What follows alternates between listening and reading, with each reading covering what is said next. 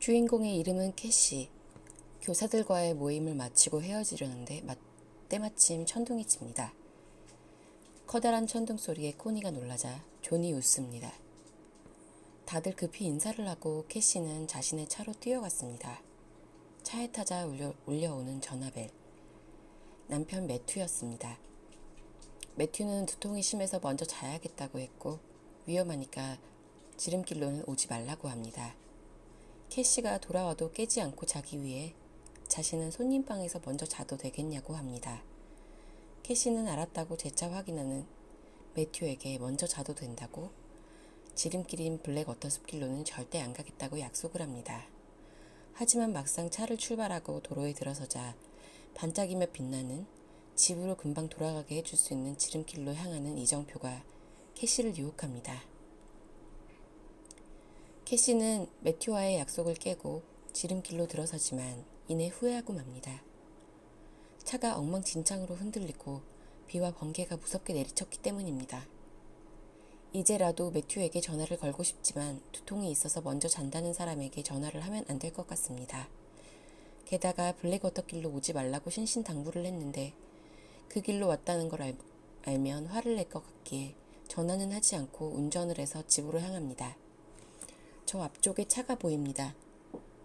전조등을 켜고 있는데 사고를 당해 도움을 기다리고 있는 건지 자신이 도움을 줘야 하는 건지 걱정하고 있는데 사고를 가장해 함정을 파고 몹쓸 짓을 하는 사람이 있다는 소리를 들은 게 기억납니다.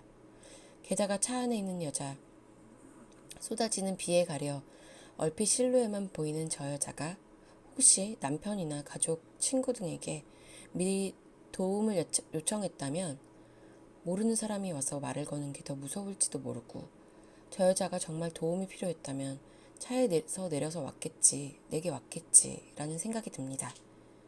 그때 비가 더 세차게 차 지붕을 때리고 얼른 출발하라고 하는 것 같습니다. 잠시 후 드디어 집회 주차장에 주차한 캐시. 혹시 모르니 아까 그 여자를 위해 경찰에게 전화라도 해줘야겠다고 생각합니다. 그리고 숲을 벗어났을 때 문자 소리도 울렸던 게 기억나서 겸사겸사 휴대폰을 꺼냅니다. 휴대폰에는 문자가 와 있습니다. 친자매처럼 서로를 아끼고 사랑하는 레이첼입니다. 문자에는 수지의 생일 선물로 사줄 그 선물에 관한 내용이 써 있습니다. 그 선물이라니? 뭔가 정해진 게 있는 건지. 하지만 캐시는 수지가 생일이라는 것만 기억날 뿐 그 선물이 뭔지 전혀 기억나지 않습니다. 문득 40대의 나이에 치매에 걸린 이제는 돌아가신 어머니가 생각났지만 지워보려 했습니다. 집에 들어가 잠을 청하는 캐시. 아침에 일어나니 매튜가 먼저 일어나 있습니다. 그동안 뉴스를 봤는지 뉴스에 대한 소식을 캐시에게 전합니다. 근처에서 젊은 여자가 죽었대. 젊은 여자? 근처 어디? 블랙워터 숲길. 캐시는 깜짝 놀랍니다. 어제 자신이 봤던 그 여자가 자신의 삶을 끝내기라도 한 건지 어떻게 죽었다는 말이 나오지는 않았지만 자신이 어제까진 살아있었던 그 여자의 인생을 바꿀 무언가를 해줄 수도 있지 않았을까 하는 죄책감에 몸서리가 칩니다. 그 죄책감은 시간이 흐르면서 그 여자가 살해되었다는 사실에 더해지고 실은 그 여자가 안지는 오래되지 않았지만 좋은 사람이라고 생각해서 호감을 가졌었던 제인이라는 사실을 알고 극에 달합니다. 캐시에게 다가온 불행은 이뿐만이 아니었죠. 수지에게 줄 선물이 뭐였는지 기억나지 않는 것으로부터 시작해서 심지어 그 선물을 사기 위해 다들 돈을 걷어 캐시에게 전해주었다고 하는데 캐시는 그 돈의 존재도 잊어버렸습니다. 이웃 사람들과 약속을 해놓고 날짜는커녕 바베큐 파티 약속을 했었다는 사실까지 잊어버리곤 하죠.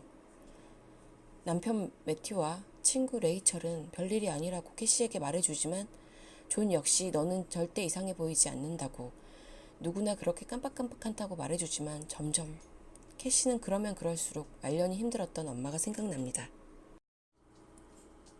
그러다 걸려온 전화를 받게 된 캐시. 상대방은 아무 말도 하질 않죠. 전화가 걸려올 때마다 제인을 죽인 사람이 분명 자신을 목격자일 거라고 생각하고 협박을 하는 게 틀림없다고 확신하게 됩니다. 점점 기억을 잃는 일이 많아지고 이상한 전화를 받았다는 캐시를 보며 힘들어하는 매튜. 심지어 캐시는 주방에서 커다란 칼이 발견되었다고 소리를 질러 매튜를 부르지만 매튜가 주방에 가보니 작은 과도만이 놓여져 있을 뿐이라고 이야기합니다. 캐시에게 기억상실과 더불어 망상장애까지 온 걸까요? 얼마 전 유아용품점에 들려 구경을 하다가 결혼 전부터 불임이었던 매튜와 인공수정을 이야기해볼까 했던 캐시는 이야기를 꺼내면서 자연스럽게 아기 옷을 건네면 어떨까 하고 아기 옷을 구매했지만 직원이 캐시가 임산부라고 오해를 냈고 캐시는 굳이 그 오해를 풀지 않았기 때문에 점원은 캐시가 임산부라고 믿습니다. 그때 어떤 부부와 대화를 나누다가 유모차를 골라주는 캐시. 예쁜 유모차입니다. 계산을 하고 나오는 캐시는 존과 마주칩니다. 존은 친구 아기의 선물을 사주기 위해 들렸다고 합니다. 당황한 캐시는 자신도 그렇다고 둘러댑니다. 시간이 흐르면 흐를수록 캐시는 자신 스스로를 믿을 수 없게 됩니다. 이러다가는 곧 자신은 병원에 입원하게 되고 매튜는 자신을 떠날 것만 같습니다. 레이첼에게 하소연도 해보지만 레이첼의 따뜻한 위로에도 좀처럼 마음이 나아질 기미는 보이지 않습니다. 유아용 잠옷을 구매했던 곳에서 유모차가 배달되어 옵니다. 분명 자기가 배달시킨 게 아니라고 생각하는데 상황은 점점 캐시가 망상으로 유모차를 배달시켰다고 이야기해주고 있습니다. 집에 있는데 또 전화가 걸려옵니다. 전화를 받자마자 경찰에 신고하겠다고 캐시는 소리를 질렀습니다. 말하자마자 후회가 밀려옵니다. 경찰에 신고할 마음은 없었다고 다시 말해야 하는 걸까? 망설이는 사이 전화기에서 목소리가 들려옵니다. 존입니다. 캐시는 광고 전화 때문에 화가 나서 그랬다며 둘러대고 통화를 합니다. 스스로도 자신이 이상해지고 있는 것을 느끼는 캐시입니다.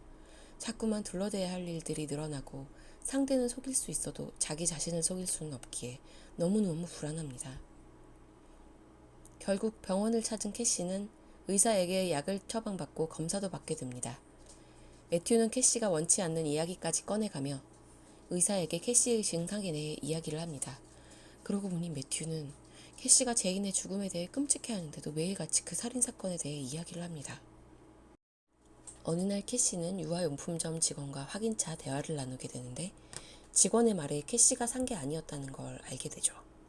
직원이 말하기를 색상이 제대로 갔나요? 안 그랬으면 전 그 친구분에게 혼났을 거예요. 라고 했으니까요. 캐시는 이제 두려움에 사로잡힙니다. 친구? 유아용품점에 들렸었던 날 분명 존을 마주쳤었는데 그럼 존이 유모차를 보낸 건가? 그러고 보니 말없이 걸려왔던 전화도 늘 존이었던 거야. 그리고 나서 저번에는 마치 놀란 듯이 그냥 말을 건 것뿐이고 늘 존이었던 거지.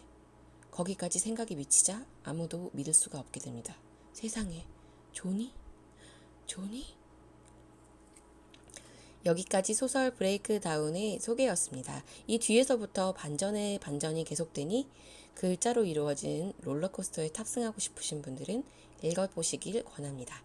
세상에 재미있는 것들을 소개하는 이야기꾼 유튜브의 음유시인 유튜버 무어였습니다.